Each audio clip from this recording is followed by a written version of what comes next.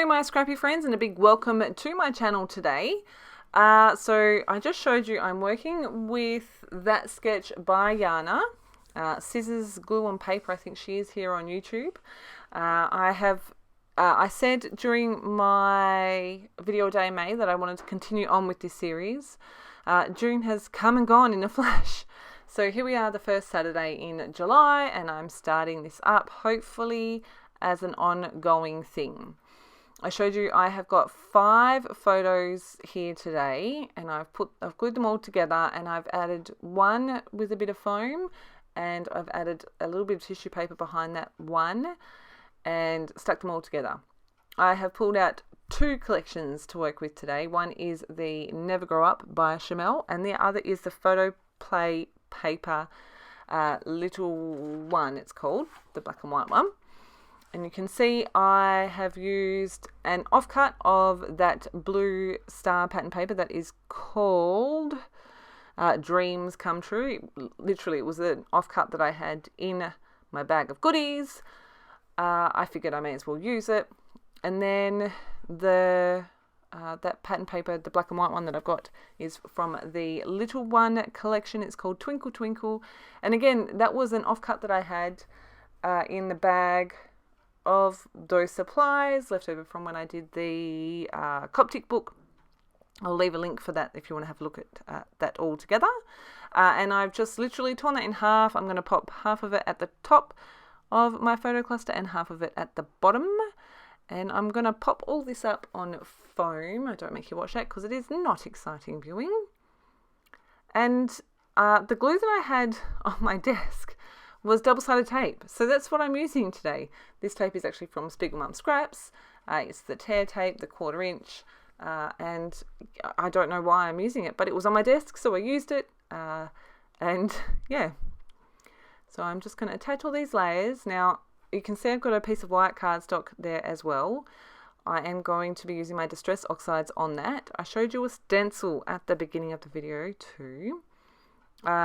In the sketch, everything is pretty much right in the center of the page, which is what I'm going to do as well. Just want to get my placement kind of roughly where it's going to go, so that's why I've put my layers together here. And then I'm going to come in with my stencil. So I had this idea that I wanted this up in the top right hand corner of those photos. I'm going to tape that down, and I'm using this pattern paper to do some color matching to my Distress Oxides. I did have to do a couple of samples as well, just to make sure I had about the right color. This rainbow has got 4 arcs, I think. And I just pulled 4 colors from that star pattern paper from the Chamel collection. I'm using Kitsch Flamingo. I am using, what else am I using? Twisted Citron, Salvage Patina, and Broken China. So you can see I'm going in there making sure I've got a fairly good coverage of the Kitsch Flamingo, and I'm going to use a wipe and just clean off the excess ink there. I love how this stencil has got it's got 2 of the rainbow arcs, but they're not the ones that are right next to each other, which is really awesome. Just using some paper towel to clean off that blending brush. And I almost went in with my Twisted Citron, which is not the order that I wanted it in. So I'm going to pop in the arch from like the little the leftover bit and just tape that in place. You can see I went to use my Twisted Citron, but I didn't. I'm very proud of myself. Salvage Patina. This colour is absolutely beautiful. So you can see I'm just applying the colour on there as well. And I'm just going to continue this process. I was like, I've moved the stencil. But no drama. It's fine how it is. I'm going to take all of that tape off and then come in with my next stencil off. So this is just the easiest way I found to clean my brushes. I have asked my husband for some more brushes for my birthday, which is at the end of July. So yes. Next colour is the Twisted Citron. Now, because I'm coming in with the next stencil, the colours that I've already got on my background are not being affected. I did have a moment a couple of times where I was like, oh my goodness, I've just gone straight over that pink. What have I done? And then I've gone, no, it's okay. Again, I'm just cleaning that off. The reason I cleaned my stencil off is because I didn't want to get any of the colours into when I was blending the next colour. I hope that makes sense. I'm going to tape this down again. And then the last colour here is the Broken China. So nothing really scientific or fancy. I'm just getting colour onto this stencil. And there is the stencil. I love it. It looks so cool. The colours work fairly well with, well, they work really well with what I've picked as well. Now I've just got to work out exactly where I want my photos to line up, which I do muck around with for a little while. And I'm like, yep, I'm happy with that. In the sketch, there's big splatters in the background. And so that is exactly what I'm going to do. I'm starting with the Twisted Citron. I decided to start with the Twisted Citron in case I needed to add extra colour, because I have found, depending how I apply this colour, it does kind of look a bit fluoro yellow, depending what colours it's with. So I wanted to make sure I got this colour right before I did anything else. So you can see I have just smooshed my ink pad onto my glass mat. I have activated that with water. I have then dunked my paintbrush in there, and I have squeezed the heck out of that paintbrush to get those big splatters. Yep, a lot of this right now is behind where the photo cluster is going, and I'm totally okay with that. It kind of took me by surprise at just how much liquid this paintbrush holds, which it shouldn't, because this is my favourite paintbrush, and this is one of the reasons why. Because there is so much water, I do use a paper towel to clean some of that up. And I'm like, actually, I actually really like the way that the colour that leaves behind. So I'm going to come in with my paper towel and soak it all up. I do decide to dry this off as well, because I just want to make sure that this colour in particular is really dry before I add anything else. I'm not too stressed because I know the colours I'm coming in with are greens and blues, and if the greens and the blues mix together, then they're not going to make mud. But I do make sure that when I add the pink as well, that's all good. Okay, so this is the, what colour is it called? Salvaged Patina. Such a beautiful colour. I love it. I'm doing exactly the same thing, making sure that I've got enough showing. Just bring my photos back in when I'm happy with that. I will clean off my mat. Now watch this. So did you see? Yeah, look. Not the smartest thing I've ever done in the world. So I've got that lovely big blue streak across my page. Now this is a new to me purchase. I've seen lots of people use them recently, and I was like, I'm going to give it a go. It is one of the sand erasers, and you can see I'm very dubiously, very carefully rubbing that along there, going, is this working? Is this working? And there you go. By the time the layer is completely finished, you cannot see it at all. I can still faintly see it. You probably can still faintly see it as well. But in the end, it's like pretty much invisible, which I'm really happy with. So don't do what I did and tip your page while the paint's still wet.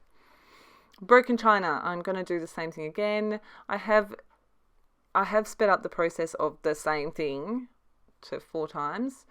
The rest of the video is at 2.5, I think. So again, I'm just adding this in. This is a really pretty colour as well. Dabbing it up.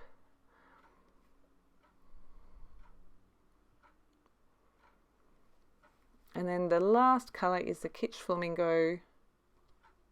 So to me, because all of the other colours on here are in the blues and greens, the pink was like really quite different. So you'll see that I add this, so it's kind of in a triangle of three bits of pink. So there's the rainbow, and kind of down that whole right hand side is essentially going to be like one cluster. And then I've got the other 2 splatters, big splatters of pink as well.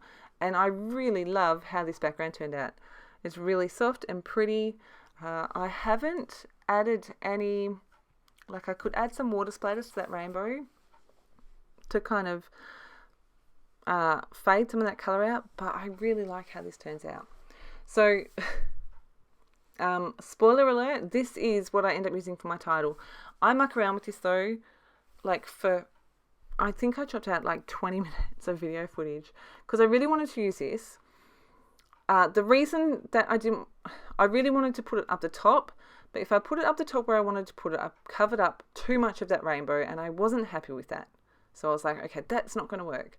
I tried it everywhere with those photos and I couldn't get it to work. I then tried, I think, 2 or 3 other different things for my title. I knew I wanted Never Grow Up. I don't know how well you can see these photos, but this is my youngest nephew, and he was having an absolute time of his life at his older brother's birthday party, playing with this little party blower thing, absolutely cacking himself. It was the funniest thing ever. It was so cute. He had all of us grown-ups in hysterics watching him, and he himself was in hysterics. So you can see me still moving this title around. It does go here. So I'm going to pop it in there. And I do really like it there. I'm really happy with the placement. And like I said, this was the title that I wanted for this page. But you can see I'm still moving it around, still unsure. I didn't want to cover up too much of the photo, but I've ended up going, you know what, it's almost the same photo all the way across, and I'm okay to cover it up. So I'm going with Never Grow Up as my title. I think I've mentioned before that I've had a few dramas with my phone. I don't know what it's doing. It's not recording. It is recording. So you do miss a whole bunch of footage here. Basically me doing all of my embellishing. What I've got here though is the 2 collections, and I'm going to pull out the bits and pieces that I think I can make work on this layout. And then off camera, obviously, because it didn't record for some reason, I have built my clusters here so you can see. I did create those feathers there. I was watching Josephine's recent video for, might have been Hip Kit, and she created her own feathers, and I thought that is the cutest thing ever. So I've done exactly the same thing. Thank you for the idea. And I've added in 3 of these cute little critters. I love how this page came together. I'll make sure I link Jana's channel in the description box. I've added my journaling straight under. I've added a few stickers, enamel dots. Yeah, I'm trying to get my phone sorted. I've got a new one on the way. But Jana's Sketch Saturday, Sketch 5. Hopefully we'll be back in a fortnight with the next one. Until then, have a fantastic scrappy day, and thank you ever so much for joining me.